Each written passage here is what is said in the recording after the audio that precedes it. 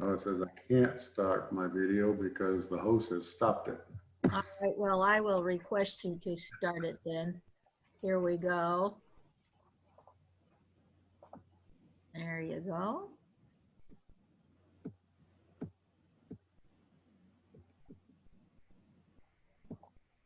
You're on. Okay, can everybody see my presentation, my slide? We see you. No. You haven't shared screen yet, Brad. All right, let me back out of here.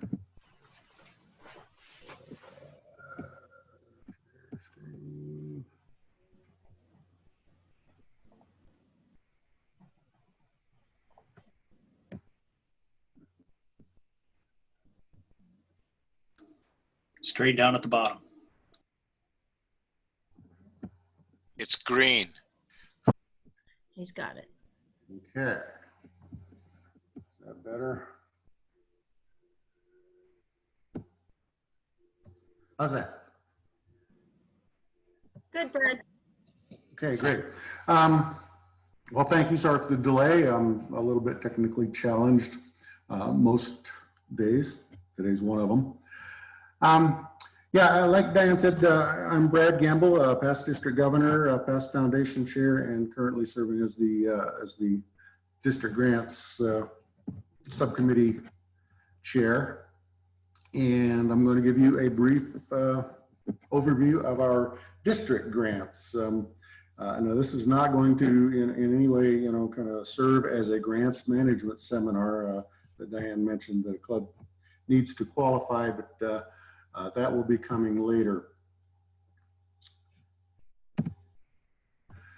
So grants, when you know why you want to do something, then the what makes a greater impact. You can say, yeah, I want to build a playground, and build a playground, and it's just kind of meh.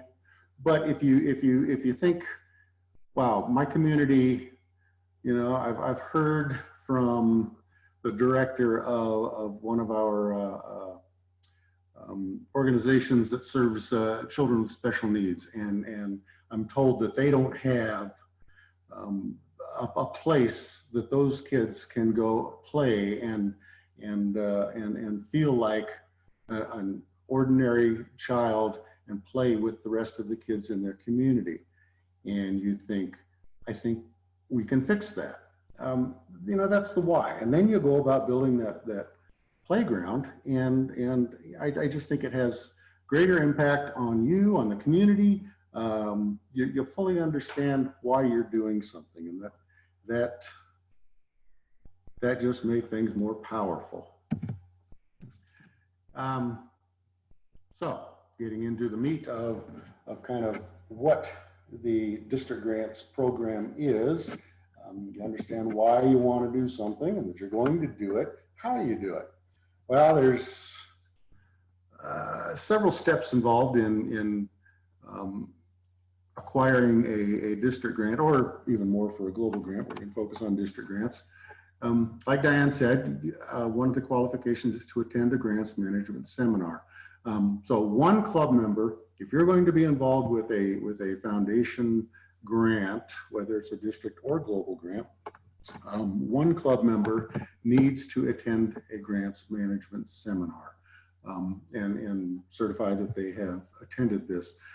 We have in the past done our grants management seminars at PETS, pre-PETS, when all the presidents-elect are together in one room, and we talked about grants. Sometimes that gets a little problematic, and we really don't have the time to really dig into it. The Rotary Learning Center has really got a very good grants management seminar built in that covers the absolute Rotary required essence of satisfying those requirements for obtaining a grant. Things such as reading and understanding the memorandum of understanding, and that's a document that a club signs that says, yes, we have a financial management plan in place in our club, and yes, we understand that for certain types of grants, global grants, we need to set up a separate bank account and keep separate records and good documentation, and all of that. So that's one of the requirements, as well as attending a grants management seminar. We need to record that the club has done that. The district as well has to be certified to receive grants funding. So each year, the foundation chair and the club president, incoming club president, certify the district, go through the process of certification, and get the district certified as well.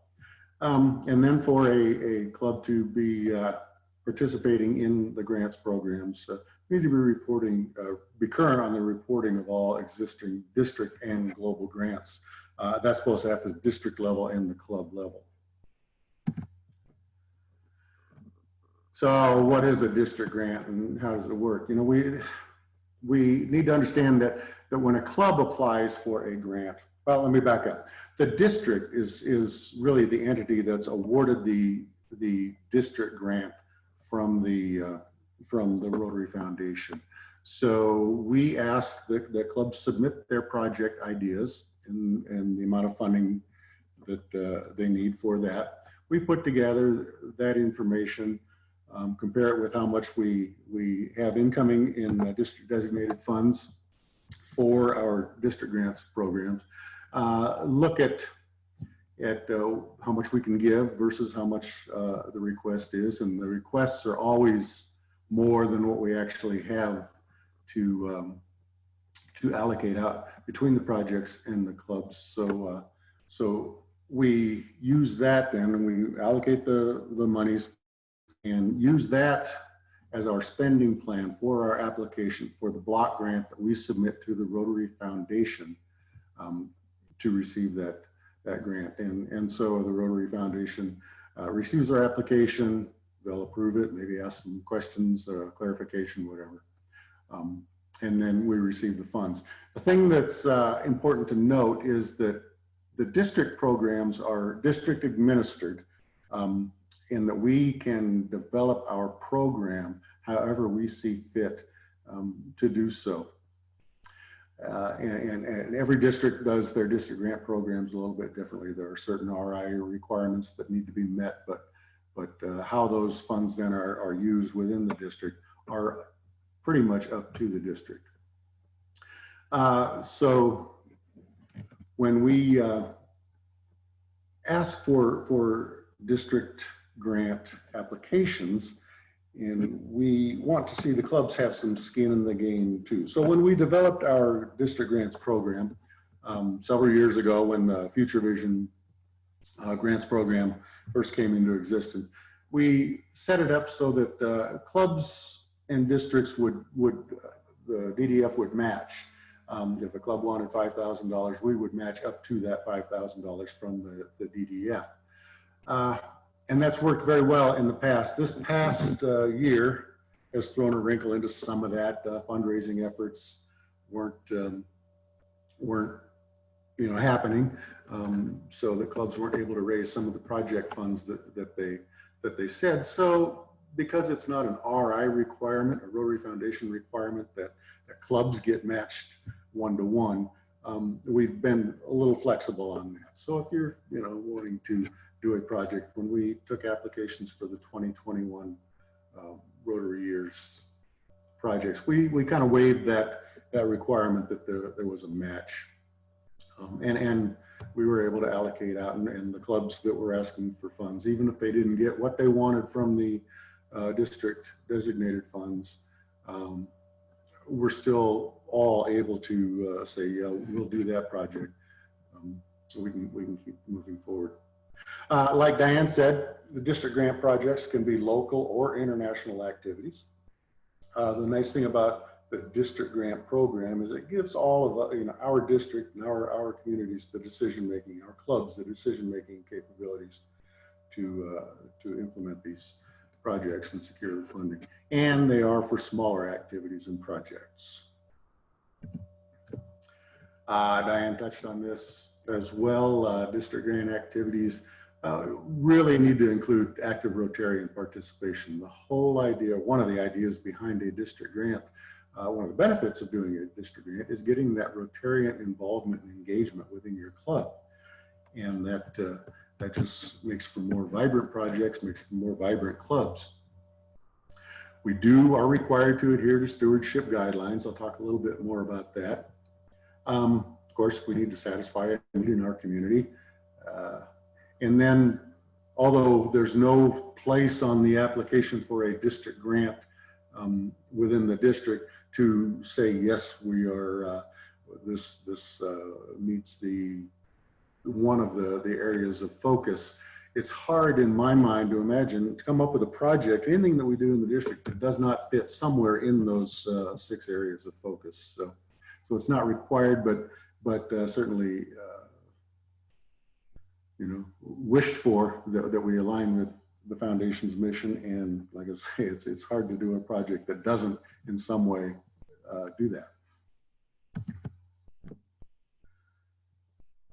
More activities. Again, this is a district implemented requirement in that we want these district grant projects within the district to be short term, kind of ready to go when the Rotary year starts and the funds are received, and can be done, implemented quickly. Again, we had until this past year asked that projects be completed within that the current Rotary year so that we can get the reports done. Again, that's not a Rotary requirement. Actually, RI allows 2 years cycle for the district grant funds, but and we have waived made exceptions for the 2019-20 projects that were being done, this past Rotary year when COVID hit. And a lot of activities were kind of stopped.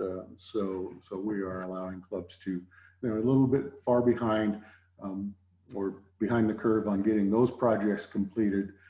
But in many cases, they are also completing those projects and have taken on a new grant project for this Rotary year. You only get a grant if you apply for it. Like Dan said, we put the call out for district grant projects to be submitted, the application to be submitted by April. So that gives us time as a grants committee to look over those projects. We'll know by that time about how much money we will be getting back from the Rotary Foundation in district designated funds, so that we can then work on building the block grant application. We encourage clubs to collaborate on district grant projects. If one club has an idea but may not have the fundraising capability or opportunity, or just in their budget to do it, reach out to other clubs, look for partners, look for help.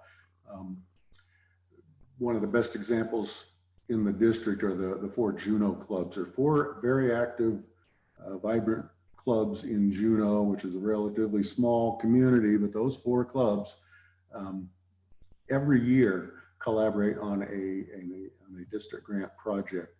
So the 4 clubs will pool their resources. One of the clubs submits the application, but all of the clubs are participating in helping fund the project. It's worked well, and we always encourage clubs that are struggling to maybe come up with a project to reach out to your fellow clubs, especially in the same area, and say, hey, you interested in helping?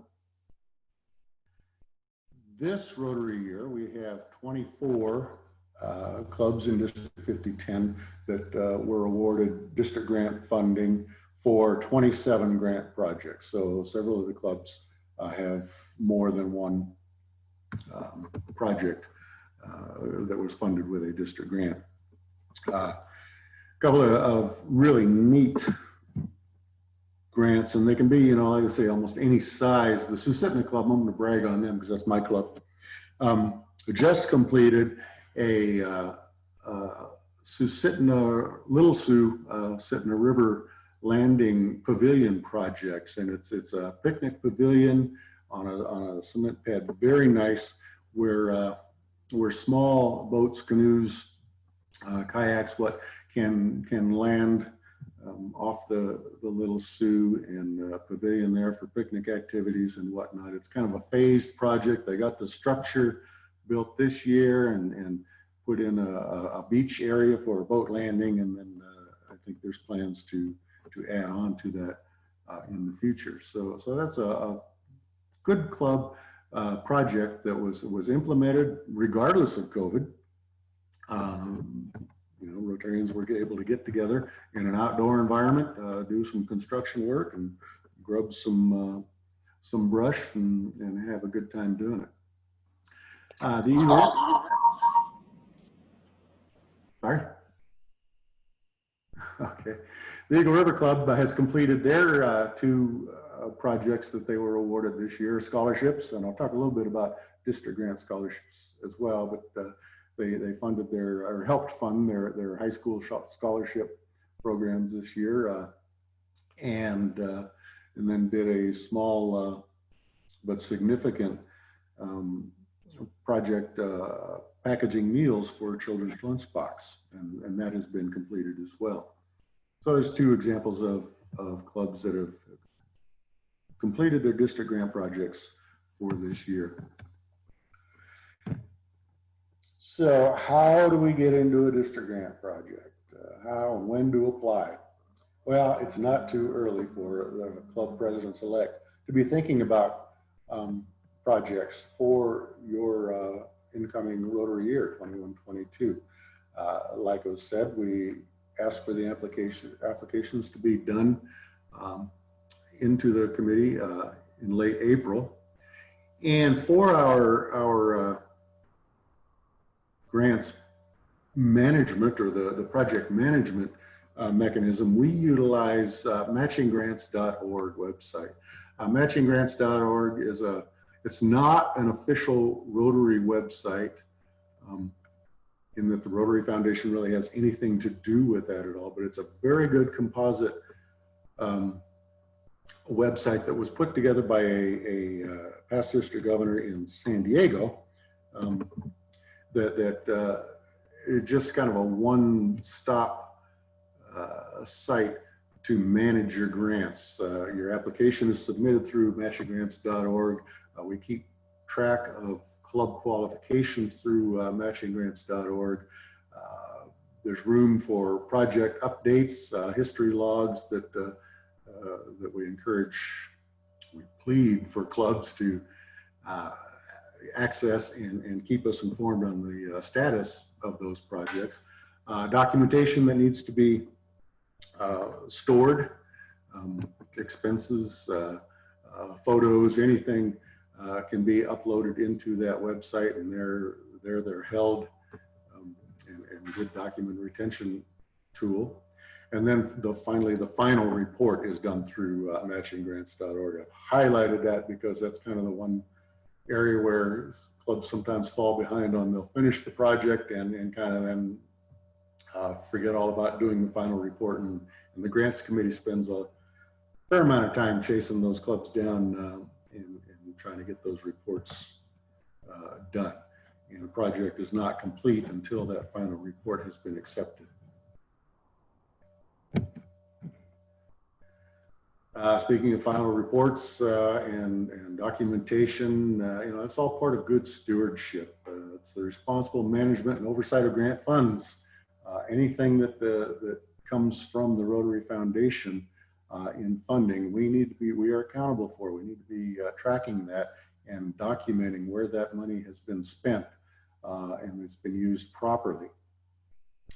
So in your final report and in the matchinggrants.org, like I said, there's room there for documenting your expenditures and making sure that the accounts that you received from DDF are accounted for, and we know that money has been spent. You have to keep records for 5 years, so that's our document retention tool right there. Those we can go back 2 years past and look at a project, see where the reporting is, where those funds were spent, and it's there to help us satisfy you know, it's entirely possible that our program could be audited by the Rotary Foundation. We need to be transparent in our reporting and you know, just exercise good stewardship practices. Scholarships, one of the things that can be funded through district grants, and Diane mentioned Global Grant Scholars and Allison Furness with a Global Grant Scholar, but district grants can be used for scholarships too. And that can be, like I said, Eagle River's high school senior scholarships that they award, and many clubs do. You know, those can be used for funding or to be funded with district grant funds. You know, they're very flexible. They don't have to satisfy an area of focus. It's just kind of it's up to the club or district as to how those scholarships are managed and what qualifies as a scholarship. What I think the Homer Ketchmack Bay Club this year, if I remember correctly, is providing a scholarship for a former exchange student that has come back to the States to study. So that's just one example of how those funds can be used for scholarships. So, you know, take action, give to the Rotary Foundation. Diane mentioned, of course, the cash, how that cash flows through the foundation and back to the clubs. We only get money back because we put money in, and those funds that are going into the foundation this year, for example, will be District Governor nominee Mike Pollan's funds that he gets to fund district grants with during his year. It's a 3-year cycle. So keep yourself informed about the Rotary Foundation. And there are resources in My Rotary and Rotary.org that you can subscribe to and get updates on and keep track of the foundation activities themselves. So, you know, learn more at Rotary.org. And district resources, of course, we have our district website, and more detailed information is found on the district website, rotarydistrict5010.org, under the foundation tab. And there we have, you know, the manual for handling a district grant, as well as global grants and whatnot. Our grants procedures are in the works, being updated right now. We'll hope to have that done soon, and kind of updated processes. Nothing significant that we're going to be changing in the way we do things. Going back to kind of some of the exceptions that we have done this year during COVID, we're going to look at what we're doing versus what we had been doing on some of the time requirements, and see if there's some adjusting we can do there and be a little bit more flexible on the timing of getting projects completed and reporting done. We don't want the clubs and certainly the district to fall behind on the work that we're doing and the stewardship that we need to do, but at the same time we want it to be as easy as possible for clubs to satisfy what needs to be satisfied. We have a district grants committee. I am the chair of the district grant committee. Paul Paisley from Anchorage East is the co-chair of the grants committee, and he'll be taking over this next Rotary year. And he's currently the Anchorage Club's resource go-to guy for grants questions, and helping shepherd that process through.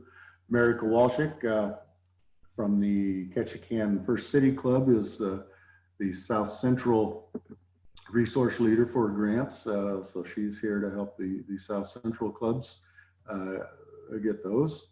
Chuck Foster from the Susitna Club is overseeing the Mat-Su and Eagle River clubs and their grants program. Janet Brown from college, I believe, is the Northern Area Resource Leader. Jake Collins. Sunrise, Pardon me? Sunrisers. Fairbanks Sunrisers. Fairbanks Sunrisers. Yes, thank you, Andre. And Jake Collins from Seward is helping with the Kenai Peninsula clubs and their grants. So, you know, learn more. The Rotary Learning Center I mentioned is a great place to, and where we're going to push clubs to go to for grants management training. But we will be offering specific district grants training as well. And the presidents-elect will get a chance, or somebody from the club will get a chance to include that as part of their grants training for qualification. But there's just a myriad of resources in the Learning Center. And so we strongly encourage Rotarians to utilize that. It's a tool, and it's there for our benefit. So thank you for investing in our and Rotary's future. Foundation contributions, the Rotary Foundation, our Rotary Foundation is the lifeblood of what we do. Projects, leading projects, and then hard, but it just takes some work. But the rewards you're going to get out of a project, what you put into it, and a good project, good successful project certainly is rewarding and leads to stronger clubs, more vibrant clubs, and certainly Rotarian satisfaction. So what we do is our effort makes a huge difference for many others. So let's be part of the solution. Let's be that, you know, bring some modicum of peace to this crazy world that we're part of right now. So that's my spiel. We did ask Jake Collins and Nicole from the Seward Club to talk about what their club implemented as far as a service project, coming up with ideas for project ideas and implementing those projects. So if Jake and Nicole are on, we'll let them talk. I don't know if that was Jake or not that just barked, but I unmuted myself. Should I turn my video on as well? okay. So yeah, I'm going to stop sharing. And Hi, everybody. This is Nicole. I'm here. Jake, are you? There you are. So we were invited to just talk a little bit about our club, and I will start and Jake will close it. And I have some photos to share with you guys. It's just a short little talk, but let's see here. Are you guys seeing my screen? Yes. Yeah. Okay, great. So Jake and I are from the Seward Rotary Club, and I was president right after Jake. So Jake was president the year before, or 2 years ago. I was president last year, and we have a different president this year. And I want to say, first of all, that I feel like we have a very vibrant and involved club. I know a lot of clubs come from different places. Sometimes there's some great leadership, and sometimes there's been a lack of it for a long time. You know, I'm really fortunate that our club has had great leadership for a really long time. To be able to step into that does make it easier to get a project off the ground. So we are part of the Seward Rotary Club, and this is our club. We have a little less than 40 members. This is one of our Christmas parties, which of course we won't be having this year. We're gonna do a Zoom one instead. So some of our club members. When I became president of the club, you go to PETS first, and PETS was invigorating. There was so much new information. I had no idea what I was stepping into becoming president. Luckily, I had Jake to learn from, and Lori Draper, and some other great presidents, but you still have a lot to learn. And so one of the things I learned about at PETS was this ability to have a visioning session. And for myself as a leader, I believe the more people that you can involve, then in general, the more involvement you have, the more ideas you can come up with. So one of the first steps that we did was we set up a visioning session with the district, which was wonderful. They did a great job leading that. So this is a picture of the visioning session that we had on October 22nd of 2019. And we came up with 3 main goals. We had a lot of great club involvement. It was wonderful. And we had not, as far as I know, I'd been a member for 5 years, applied for a district grant. And that was also one of the things that we learned about at PETS. And of course, PETS is in February and the application deadline is April. So it's a little hard when you're a new president to get that done in the same year if you don't already have a project that you've been working on. And our club had a lot of local projects, but we didn't have some kind of ongoing district project that we were applying for every year. So we're starting from scratch. As the president, I feel like you have a lot on your shoulders, coordinating all the meetings and, you know, sign up sheets and volunteer opportunities. And so I reached out to see if there was anybody who was interested in heading up different groups within the club. And Jake, having just been our previous president and still very involved, offered to do that to try to come up with a project so that we could actually apply for a district grant. So Jake really headed that part of it up, and I'll let him tell you about it. And I'll stop sharing.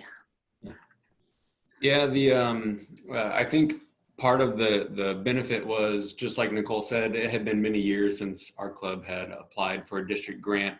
And I remember the year prior going through PETS myself and being inundated with all this information about the potential for district grant opportunities and multiplying your money and putting the money to work in your community. And when Nicole shared her similar experience with me from PETS, it just really resonated with me because I remembered having the same feeling last year. So when she asked for somebody to help make that a reality for our club, I was compelled to volunteer because really the only thing holding us back was a lack of knowledge. And if a lack of knowledge was all that there was, then all I had to do was figure some stuff out. And I felt confident that our club would run with it if I knew which direction we needed to run. So we formed what we called the Project Recon Committee. We identified myself and then 2 other members in our club that were relatively new to the club, but very active in their participation and wanting more. And so the 3 of us formed the committee, and we met every other week for 3 months at a local restaurant. And we started off by meeting to discuss the desire to have a club member involved project on a local level and a statewide level, and hopefully a global level as well. We then met with other organizations, other community charity organizations and nonprofit organizations in our community and the boards of them. We met, I went into the high school and met with the counselors and the principal and 3 students. We discussed things with our existing exchange student that year, who was awesome, inbound exchange student. We talked to other Rotary members. We were just compiling as big of a list as we could of what type of projects would people like to see a club involved in that is not currently being fulfilled by another organization in our town, but is an open need. We identified 3 different projects, and there was 3 of us, so that was perfect.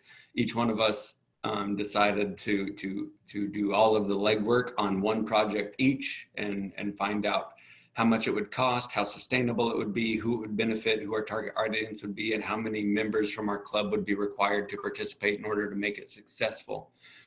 We then, after we figured all of that out through a few more meetings, we came to our club's board and presented the different options that we had come up with, and we settled on one in particular local project that we wanted to do, which we call our Young Entrepreneur Scholarship Program.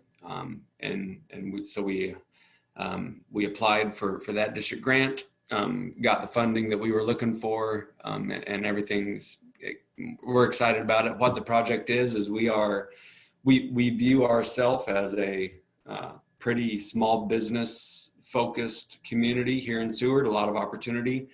And a lot of the business owners in our club really wish that we could have learned a little bit more about what it takes to run a business when we were young. So our project is myself and 2 others are going to be implementing a curriculum through junior achievement at our high school, and about entrepreneurship, and it's going to be culminating with the students writing a business plan, and then those that are interested will be notified about the ability for us to partner and find a low-cost niche opportunity that they can fill during the summer months while they're not in school here in Seward, and we will be providing up to $3,500 each, I think. Maybe it's $3,350 for that. And so it's 2 projects, and we're really just going to then be holding the kids' hand through starting their own business, and they'll hopefully get to do it for 1 or 2 summers in a row before they go to college and kind of hit the ground running with knowing firsthand what it takes to be a business owner. We're really excited about it, and at the end of the day, I think that it comes down to, especially president-elects, when you are going through PETS and you learn this exciting stuff, man, just don't be afraid to ask somebody to take action. It really is exciting opportunities that are there, and almost always the only thing that's standing in the way is having somebody willing to put in the time. And if you are the president-elect, you're probably not going to have the time to do it. And so Nicole, I think she did an awesome job, and I really congratulate her that she came back from PETS and she said, hey, we need to get this done. Who will do it? And so it was great. But that's all that I had to share. Are there any questions? Hey, Jake, if you don't mind, I think I'd like to go on to the next section, and then we will have a general time for questions, any questions that you guys might have at 2:30. So if you can either come back or hang in there, we'll take all the questions then, if you don't mind. Yeah, And then sounds we'll great. get Chris on. Okay, thank you very much. Chris, you're on.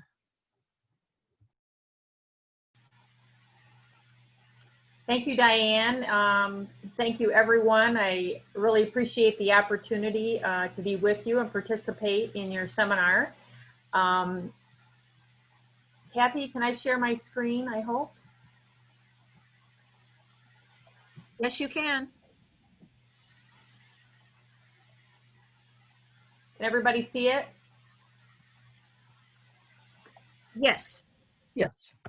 Thank you so much. So it's really great to be with you all. As Diane mentioned, I am the Regional Rotary Foundation Coordinator for Zone 28. What does that mean? So I hail from a town called Petoskey, and that's in the state of Michigan. And my district and your district are part of the 21 districts that make up what's called Zone 28, which includes all of Canada as well. And thankfully, I have an awesome team that I get to work with, and Brad Gamble is on that team, and he works with both your District 5010 and District 5040. So as Diane mentioned in her presentation, she talked a little bit about global grants. I'm going to review some of that in this presentation and then get into some more detail as well. I have also invited fellow Rotarian Gernot Runschke. He will be a part of my presentation a little bit later here. Gernot has had extensive experience with global grants, so I thought it would be very helpful for him to share his story. So grant types. You learned a little bit earlier today that there are several different types of grants that our foundation has available. The district grants, global grants, disaster response grants, which are the grants that we're able to help out with COVID this year. And then also a new area we have is called programs of scale. You may have heard a little bit about this. These are very, very large grants to the tune of about $2 million. They're very competitive. And the Rotary Foundation has just selected the very first program of scale. It hasn't been announced yet. It will be announced in early 2021. But this will be an opportunity for clubs and districts who really have an extensive program to be able to submit for those programs of scale. So what are our global grants? The global grants, as you heard earlier, are larger, more longer term programs. I really like to call them programs more than projects, because in some sense a project has an end, and one of the key parts of the global grants is the sustainability, meaning that the program or the project that we fund needs to continue on after the Rotary involvement is completed. And the global grants is part of it. It's a partnership. Okay, so we have a host club or district, and when we have an international club or district. So the host club or district is the one in the country where the project or program is taking place, and then the international club is the sponsor club who is working with the host club, raising the money and managing the project.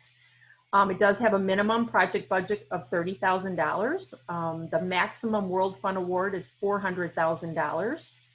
And the grant sponsors can use a combination of district designated funds, cash, or directed gifts or endowment earnings that can be used to fund the grant.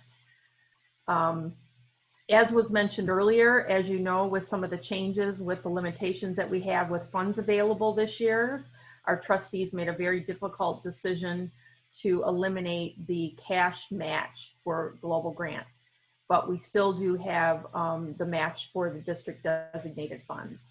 And as you heard, our global grants support humanitarian projects as well as scholarships and vocational training teams. Global Grant Scholar is a scholarship that's awarded to a graduate for postgraduate study, and that can be for a period of 1 up to 4 years. You also heard Diane review our areas of focus. All of our global grants have to fall in in the area of one or more of these areas of focus. We can certainly have lots of grants that cover more than one area of focus, but you have to cover at least one. And these are the 6 that we currently have. And as you know, we're very excited about the 7th area of focus that is going to be official July 1 of 2021, and that will be protecting our environment. So effective July of 2021, you'll be able to apply for a global grant in the area of protecting our environment. You could also donate funds specifically to the foundation to be used for environmental grants. Sustainability, you've heard this talked about already earlier today, that global grants must support programs that are sustainable. And sustainability can mean different things to different organizations. For Rotary, for us, it means providing a long-term solution to a community need that the beneficiaries will maintain after the grant funding ends.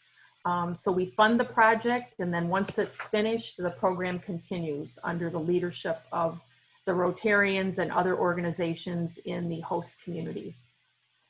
Here's a little bit more detail on some recommended steps for sustainability.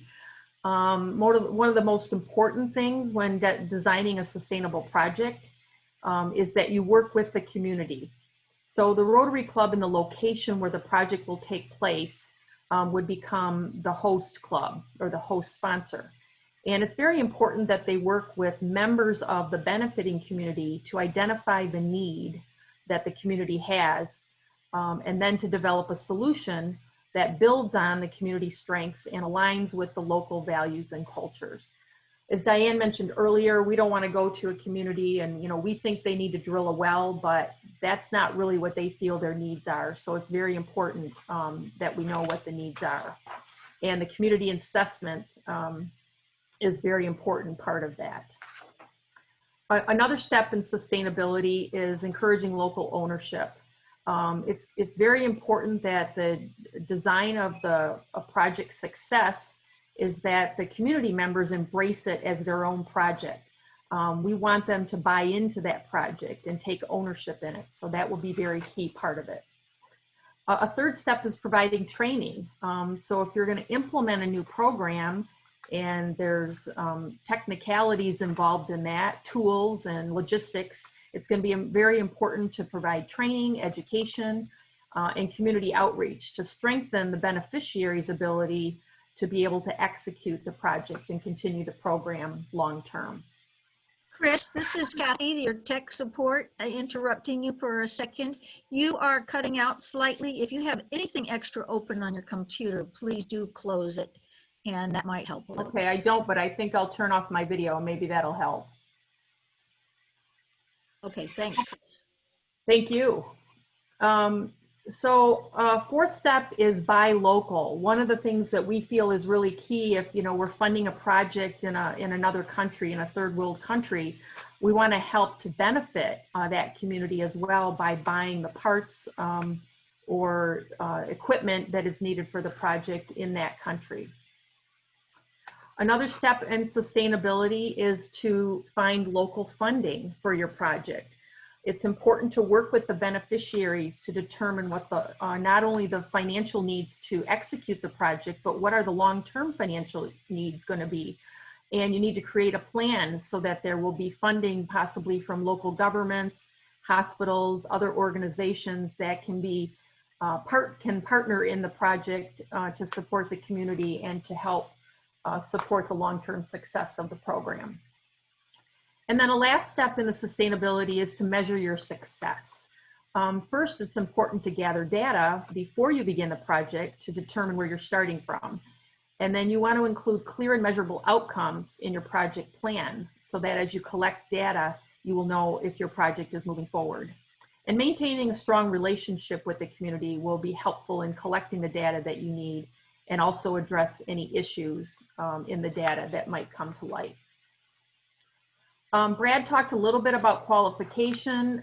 He mentioned, as you know, that each district has a little bit of leeway on how they want to handle the qualification for district grants.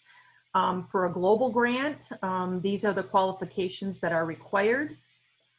Districts are responsible for qualifying their clubs every year. And to become qualified, your president and or president-elect your president and your president-elect have to execute a club memorandum of understanding.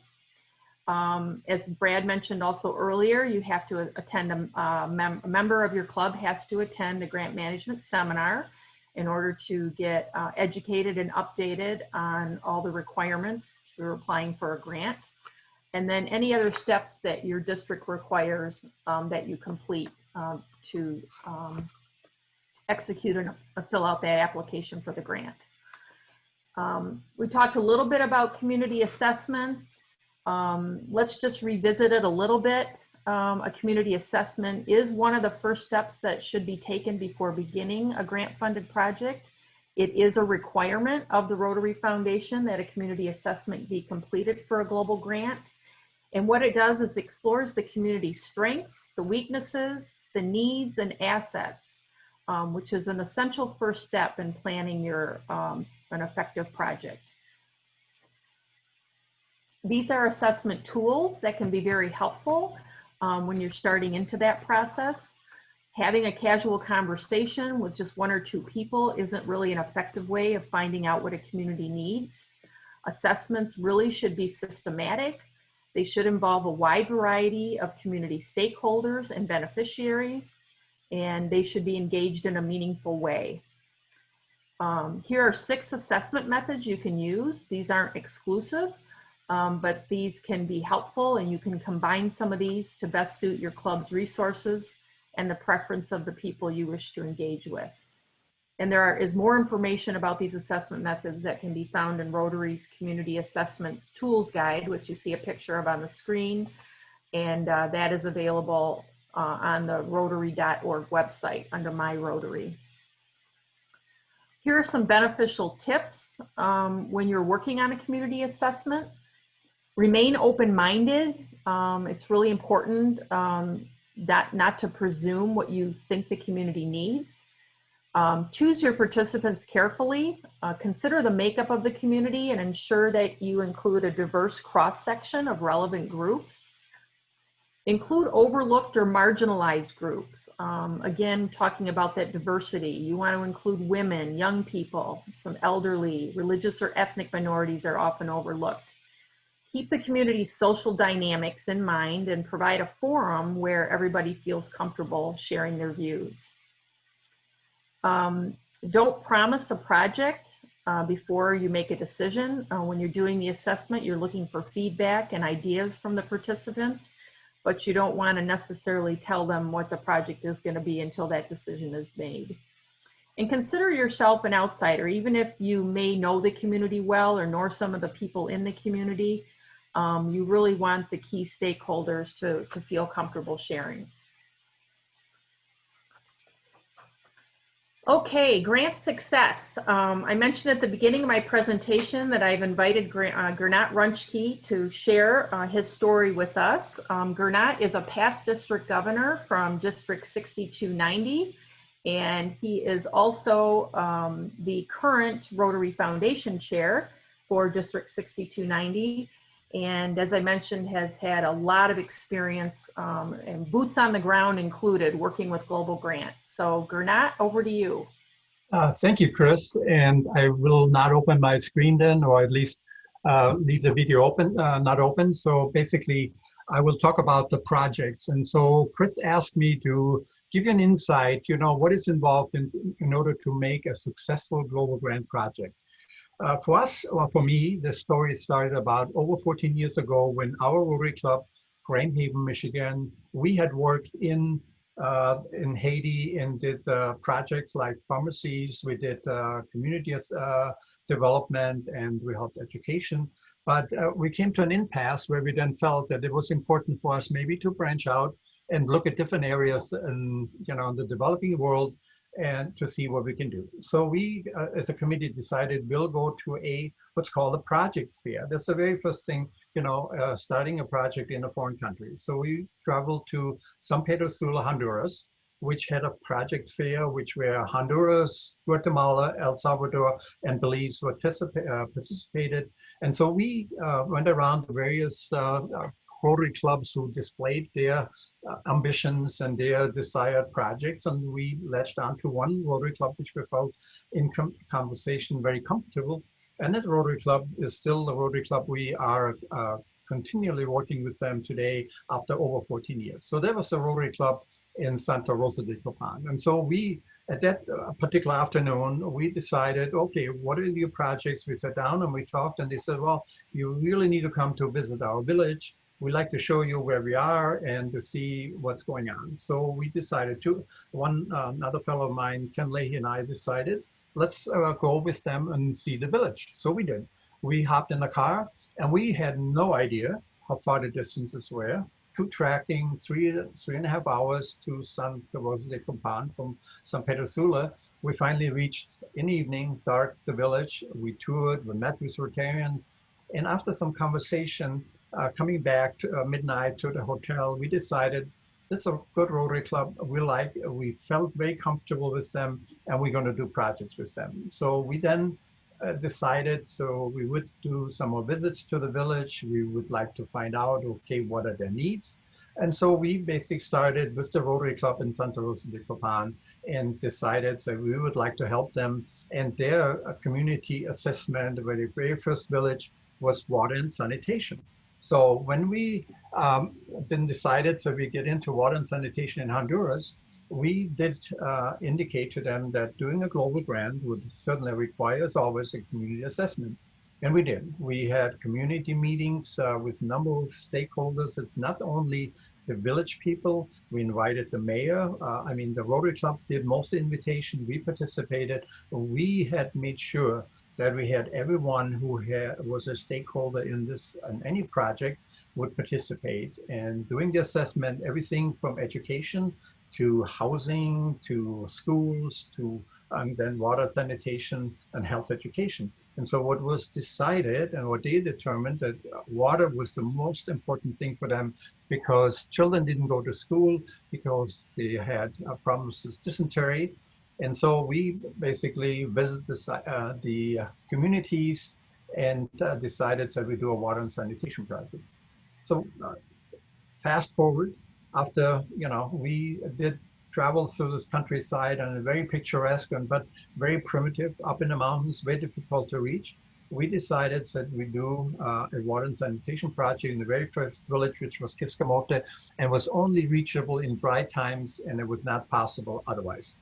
We then also understood that in order to do any projects which are major dollars involved would require the influence and the participation of the mayor. And here, this picture which you see right now is mayor to the right, the second person to the left, on the right-hand side left is the mayor of Santa Rosa de Copan, Anibal Razo, his security guard.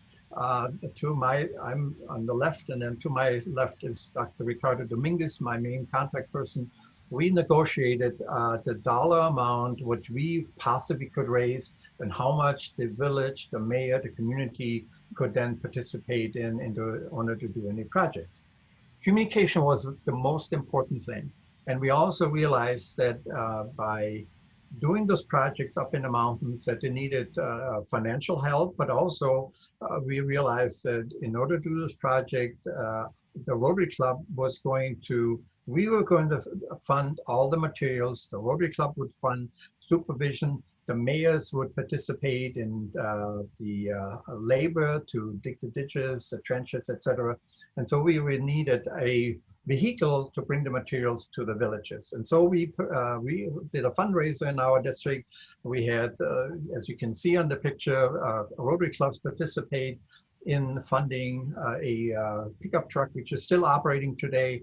And that was one way for us to make sure that the projects are sustainable, so that we'd be able to transport materials to the project sites and the Rotarians would be able to go there and be there on a regular basis. So communication, as I indicated, is so important because we not only employed the mayors, who is the mayor of the village, but also a municipality of Copan.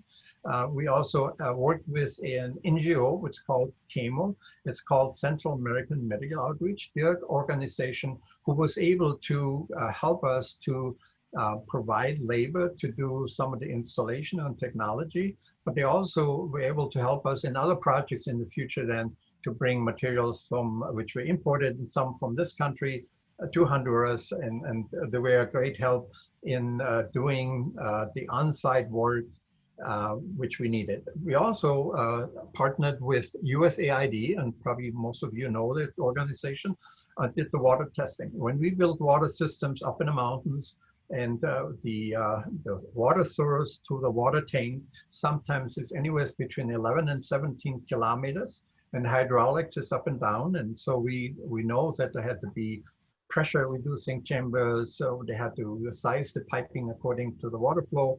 And so we were able to do this in connection with USAID to test the water, because in the meantime, we have now someone in the Rotary Club trained to test waters when we do water projects and bring it to the hospital, do the testing and make sure the water is safe. If the water isn't safe, we provide chlorination, and we do this through trickle chlorination, and some of you may know what that means. This is the construction of a water tank. Some of the cisterns, we call, they are anywhere between 5,000 and 15,000 gallons. The clay which you see, the brick, it's made of local clay. They are air dried and then set with rebars and building the tank. And because being circular makes the dynamics and the structure very safe. So this is what we do for the holding tank. Is normally located above the village. So everything is gravity fed. We try not to install technology because it would be not in keeping with their local knowledge. And so this is a picture shows a completed tank. Once it gets painted, a Roto logo gets put on, and the the community is quite pleased with what they are doing, and so we are pleased because they're doing a great job in building those tanks and doing the work which locals are doing, because the local community, even so they participate with funding, they collect lempiras in Honduras in order to maintain the project, but they also have their own labor. It's sweat equity, which we feel is so important to make those projects a success. So doing those projects, we require every 6 months, we do a report, and it's requires, on global grants at least once a year, if the project isn't completed, to write a report. And so we write a report together with them. And that the success is because we have a great understanding with the Rotary Club. We have a great transparency with them. Books are kept wide open, and everybody can look at those. Every penny is approved by us and by them. It goes through the bank. And so I think we have very happy families. And with that, I will close because I know time is probably up. So Chris, you let me know if you have any other questions. Or not just one, if you just share real quickly the dollar amounts of the last couple global grants that you've done and with the club there in Honduras. Thanks, Chris. Yes, we're working, as I indicated, we're working over 14 years with them. We've built so far 21 village water systems. Every system, when we do a village system, it runs anywhere between $40,000 to $60,000. Our last project, which is under construction right now, is $141,000. That's global. Those are Rotary funding from our DDF, from the World Fund. And then the community participation is about $30,000. The mayor and the municipality participating also with about $140,000 to $160,000. So that's pretty average what we have been doing in the last 5 to 6 years. Thank you, Gernot. Really appreciate you sharing your story. Wonderful impact. I'm going to continue on, just a couple more things to share, and then we'll wrap up this session. You heard earlier about a global scholar through a global grant. You can have a global scholar. This was the first global scholar of my home district, 6290, Nathan Reynolds. And his global scholarship was in the area of disease prevention and treatment, one of our 6 areas of focus. And he was studying to get his master's degree in public health at the Hebrew University in Jerusalem. Great success story. It was about a $50,000 scholarship. While he was there, he completed a breast cancer awareness project. He had done research and found out that the mutation levels in a lot of the Jewish women puts them at higher risk for breast cancer. So he did a project there and worked with the local Rotary Club. Nathan is now in his 4th year as a medical student at Ohio University, and his future aspirations include possibly working with the World Health Organization and Doctors Without Borders. Just wanted to share some brief grant statistics with you to give you an idea where all of your very generous donations get to go to work hard on our district grants. So for the last Rotary year, 1920, there were 490 district grants to about just over $33 million. Global grants, we had over 1,300 global grants for $95.6 million. And then disaster response grants, 339 for a total of $8.4 million. Here's a brief overview of the grant activity specific to our COVID-19 response. Our trustees and our Rotarians around the world acted very quickly, which was pretty impressive to see. Rotarians stepped up and contributed a lot of funds to the Rotary Foundation to support grants for COVID-19. There were 178 global grants relative to COVID-19 that were approved, over $14 million. Another of repurposed funds for $600,000, and then through the disaster response grants, 319 grants for just almost $8 million. And as you know, districts were provided an opportunity to apply for a $25,000 grant to do a project in their own community. Some of the resources, I touched on some of these earlier, the community assessment tools. There's also a guide to global grants, and there are a number of other resources available to you on our Rotary.org website under My Rotary. And some of this you heard earlier, but here are some other areas that you can consider for resources and finding a partner to do a global grant project. There are Rotary discussion groups that you can sign up for on the Rotary website. There's also a Rotary Action Groups. I happen to personally be involved with the Water, Sanitation, and Hygiene Rotary Action Group. I serve on their operations team. They're a fantastic resource for connecting with Rotarians around the world for projects. There are inter-country committees as well. You heard about project fairs, and that was Gernot's success story, was started via a project fair. There's also Rotary Fellowships, and then our Rotary website, there's an area called Rotary Showcase. And a club that has a proposed project idea can share their project idea on the Rotary Showcase and also seek partners for financial support. So that is the conclusion of my presentation. I'm happy to answer any questions that you have. Thank you very much, Chris, both you and Gernot. I think it's very important to hear from other districts. We also have our own stories, and Mike, I'd like you to talk at some point during this position, if you're still on, a little bit about how you got to your Belize projects. But I'll open it up now for any questions for any of the discussions. I think Brad is still on to answer questions too. And then also Ted will have you talk a little bit about your Arch Clump donation. So questions for Chris or Gernot? Diane, Mike Pollan here. Go ahead. Yeah, I actually wrote this in the chat, but Chris, the change in the cash donation, does that refer to the money that would be donated from the club is no longer going to be matched 50 cents on the dollar by the World Fund? Is that what we're talking about here? That is correct. So any cash that is raised for a global grant project will no longer be matched by the World Fund, but the district designated funds will still be matched 1-to-1. Okay, so basically the club could be, in order to leverage this thing out, the club's funds have traditionally been matched by, at least in our district, by the district 1-to-1, and then the district would have their match matched 1-to-1 by Rotary. So it's basically a 3-to-1 instead of a 3.5-to-1 leverage now. Correct. Okay, all right. Great question. Thank you, Mike. Chris, this is Brad. Kind of a follow-up to that though. Could a district use their DDF to supplement, to match, additionally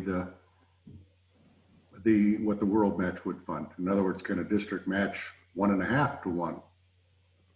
Or finagle it to where more DDF, more district funds? Yeah, so the district can add additional DDF. Any DDF that the district uses for the grant will be matched 100% by the World Fund. There's just no match on any of the cash. Right, so we could, increase our district giving to that grant and make up for the World Fund. Correct. And you can also, if you want to ask other districts to partner in your grant, you can ask other districts if they've got DDF that they'd like to contribute toward the grant as well. Thank you. You're welcome. Thank you.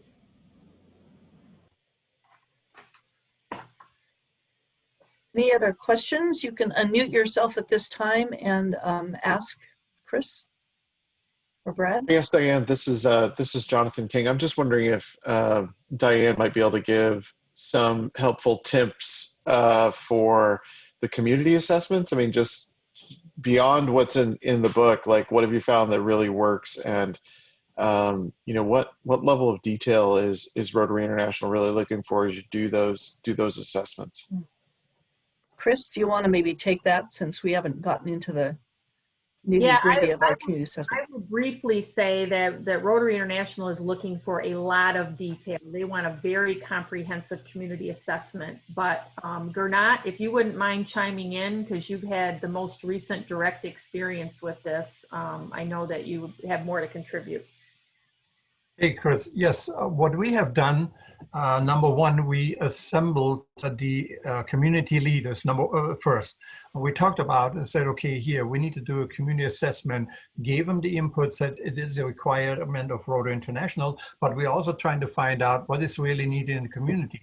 Some may say, okay, they would like to have a school. They may have toilets for the schools. They may have educational, they need books, etc. So what we did is we did a tabulation, just like a chart, and we marked everything down what the community leaders wanted, or at least the first group. Then we asked everyone in the community to come to what we call the community forum, and we asked them to participate and the mayor to participate and say, okay, what is your need? Where are you with education? Where are you with water and sanitation? And what is, what do you feel in your community is the most important thing? And that's how we, found out that water and sanitation, because when they go 3-4 hours a day, some villages had 6 hours, they walk to the water source, to a ditch somewhere, and pick out the water. The children have dysentery. They don't go to school. They skip school. Schools are usually supported in those mountain villages by churches. And so we felt it was important to maybe to get the children educated, to provide clean water, potable water to the community. That's what they finally all decided was the more important thing than providing education, because you get the support from the churches. They felt education will come after they have water and sanitation. So that's how we crystallized it. But we put a chart together. We marked everything down, how many toilets and how many houses, how many people, how many people in the community, how many youngsters, children, age, etc. We marked all those in a chart, and that's what we used as a community assessment. Thank you. Really appreciate the additional color. And Jonathan, what we're planning on doing for the potential NOME fetal alcohol spectrum disorder is we've reached out to all of the local charitable organizations, and that includes the tribal organizations as well as the Native Health Consortium here in Anchorage. And the McDowell Group actually had done a complete community assessment a few years ago. So we can use that as a basis, see what's changed. But you really need boots on the ground people who know the community. And I think what Chris said, if you have somebody who knows the community, don't let them assume they know. You need to walk through the process of really being open-minded. I think that's very correct. I think you don't want to take the forefront. They need to take the forefront if it's a Rotary Club, because they know everyone, and let them run it. Now Rotary says, how about hiring a local, if it's a college, have students do that, go to the community, go knock on doors. That's very important also, to make sure that everybody is asked to participate. And that's what we did. I have a question for Gernot. Yes. For the community assessments, was there any cost associated with that? And if so, how did you fund that? We bore the cost. So basically the Rotary Club in Santa Rosa and we as a Rotary Club in Grand Haven said, we're not going to plug this into the grant application. We said, we'll pay for that. I traveled, and I've done this many times. I usually go to Honduras every 6 months, but it was something which I just felt very comfortable to do. And so there wasn't a cost involved for us. And the Rotary Club in Santa Rosa had bore the rest of the cost to gather, and the Rotarians were willing to give up the time, travel to the backcountry, etc. So it was never an issue as far as the cost. So we really basically did that without incurring any cost and plugging it into the grant. Gernot, what are some ways that if there is, obviously there is a cost involved to complete the community assessment. What are some ways that clubs could raise money?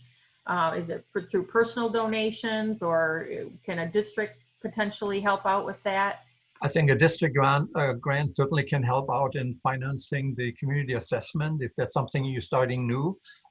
The Rotary Club in Santa Rosa, yes, they had collected personal funding from the Rotarians, and they all said, okay, because they saw that we are making the efforts to come to their country, they felt that they had to participate some, in some means. And so that how they, the costs were shared. They basically, the transportation, the cars and everything, the Rotarians basically provided me the transportation to get up in the villages, and did also for all the rest of the people who came along with that. So yes, there's a cost, but I think it can be, it's a negotiation, and it's maybe a communication between the Rotary Club you're working with and yourself and see, okay, how can you best distribute those costs? Yes. Chris, one of the comments in the chat is our Lost Global grant was denied because of COVID. Is there any relief from this requirement? And I'm guessing there's not, because it's still really important that that's sustainable. But can you speak to that, Grant? Great question. I mean, you know, all I really know at this point is, you know, Rotary International is not allowing any travel. You know, our Rotary senior leaders aren't allowed to travel. None of our coordinators are allowed to travel. So that's probably the biggest piece of it right now, is without being able to travel, you know, it's going to be hard to get some of those things done. I don't know if that answers your question, but I'm certainly happy to try to get more information. So Dan, I suspect, this came from Daniel Dawson, I suspect that it just means that we have to put it off, which is what we're doing for the FASD one at this point. Still working on it, still getting our community partners all in a row. So when we can travel, we can do something. And we're also going to try and see if we can get them, once the community itself opens up, to do a lot of it locally without having a ton of our travel going there. If I may add, hopefully because we also, we can't travel right now. Also, the Honduras has a great, you know, many infections, and so they also cannot travel in the back countries. So some of the projects are on standstill until COVID, you know, kind of opens up, you know, economy again, and they be able to travel. Right now, nothing is going on. Everything is on a standstill. Yeah. On a side note, I will mention that I became aware the Rotary International Board of Directors and the trustees are going to be meeting this coming week to talk about what Rotary's involvement can be in the execution of the COVID vaccine. So I don't know at this point how we'll be involved, but I do know that you know, our senior leaders feel that it's important that we partner in helping through the vaccine process. So stay tuned for information on that. Hi, Chris. This is Joe Cashai. How are you today? Great. How are you, Joe? I'm doing fine. I'm at the office working, listening, you know, coming in, listening to this seminar. But I have a couple questions. One of which is the new grants of scale that are coming in, presumably international grants in the main. What are the floor and upper limits for funding of such projects? And are there going to be any additional requirements for submitting projects of that sort? We're looking at an environmental adaptation one in East Africa now that has peace and water sanitation components as well. So all I really know, Joe, I haven't been intimately involved in the Programs of Scale grant, but I do know at this point that the trustees will be approving one program of scale each year. It's a competitive application process for a grant of $2 million. So we have a grant that's going to be that, you know, that sizable. It's got to be about a $2 million grant. And the application information is on the Rotary website, but they will be approving one per year. The first one has been selected. They will make the official announcement of that after the first of the year, sometime in early 2021. Okay, well, the alternative was to do it as a pilot project. It was suggested it might be an appropriate grant of scale after the demonstration project is done. So you've answered my question. Thank you very much. And thank you for spending the time and presenting for our district today. Thank you. My pleasure. I think there's also some questions for Brad, if anybody is still on, or Chris, either one, but we're entertaining all questions. So Diane, we have a couple on the chat. If you'd like to Okay. start with those folks have been waiting for a while. Sure. One from Joe.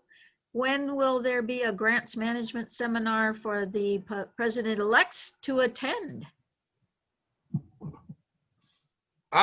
Well, I think I'm going to grab the ball and throw it to Brad on first base, since Brad does those. Although we did have an excellent series of such seminars that Brad recorded earlier this year. I don't know if we need to redo them or not.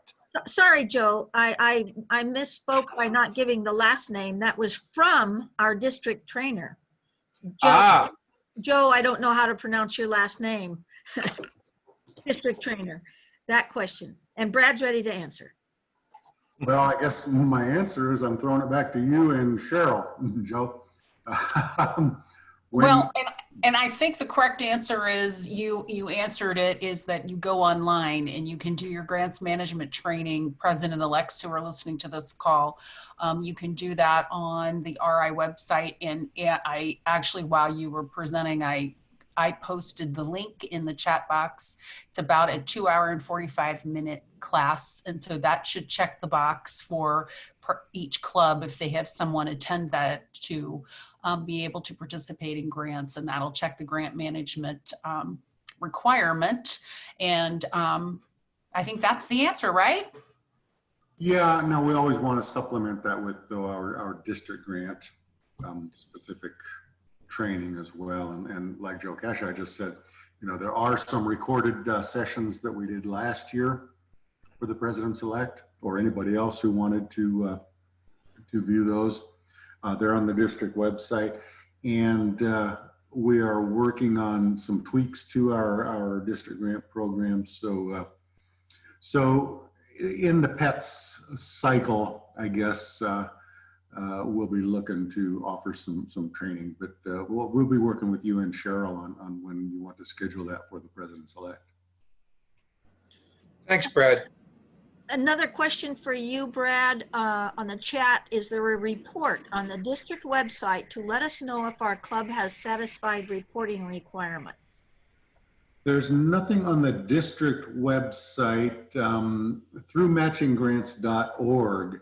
As those final reports are submitted, they're reviewed by the grants committee, the appropriate resource leader, and then either kicked back to the club or whoever submitted the report for any changes, modifications, whatever, and then resubmitted, and at some point we'll approve them. Then notification is done. So, but you can go on to that matching grants site and look at the histories for each project and see whether or not it's been logged as completed. Once it's logged as completed, that says that the report is done.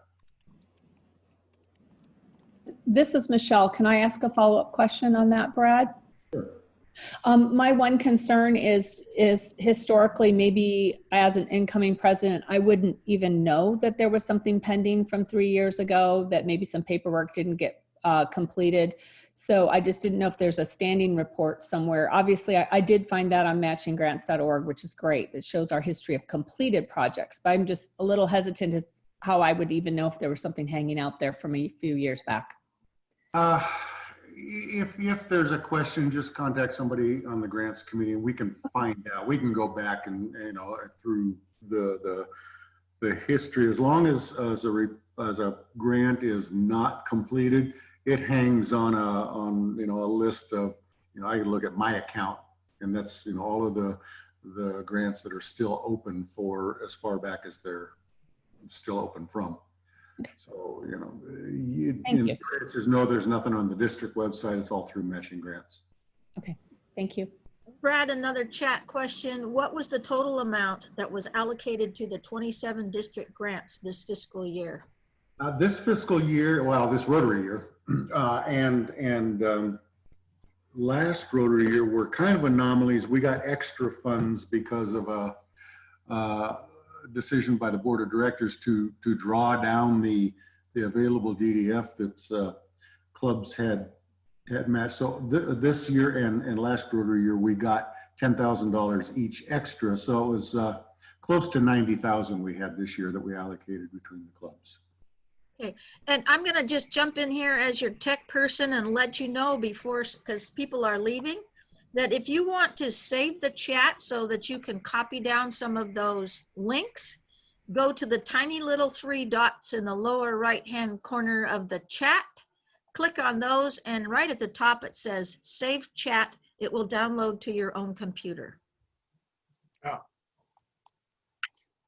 Hey, this is Joe. Can I jump in and just encourage people to look at doing as many low-cost, high-efficiency projects really cost-effective projects as possible. Our DDF is going to be down this coming year in Cheryl's year, so getting the most we possibly can from every DDF dollar, every project dollar is going to be really important. So think about ways you can really go and make a lot of impact without a lot of cash input. Thanks. All right, Joe, I got one for you on top of that. As an incoming president, what I'm looking at is finding a good fit for some of my current volunteer efforts. I'm having a hard time finding a fit that matches the Rotary requirements, over 30,000, some of the partnership requirements, and honestly, partnership exclusions that I've encountered. I've had great success partnering with universities, PhD students, hospitals, Mennonites are great. Different groups that are already succeeding on the ground. Like, for example, coffee processing, cacao processing. I can do a lot with $10,000 and less restrictions, but I can't do much with a $30,000 bar and some of the partnership requirements that I'm held to. So what advice would you give somebody like me who does this on a continual basis but has never found a way to get backed by Rotary? Okay, first of all, I just put my 21st century identifier. I changed my name from Joe Cashite to my real 21st century name, my email address. Email me at cashitealaska.net and we'll do what we can. Now remember that you can use, Brad will correct me, or Paul certainly, but you can use district grant DDF money to do small international projects on a matching basis. The $30,000 minimum number is for the global grant process directly from, that you apply directly to Rotary Foundation. So maybe the trick is to think about how can you go and grow knowledge, bring expertise in, and do things that will not be terribly expensive, and at the same time letting people help themselves. Got a lot of ideas, they're floating around. There's some that are in process. Email me and I'm sure we can make something work. Great, thank you.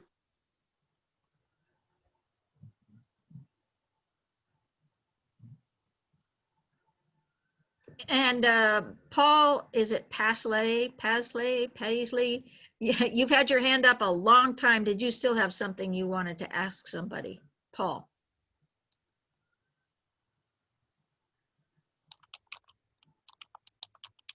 And you're muted if you're trying.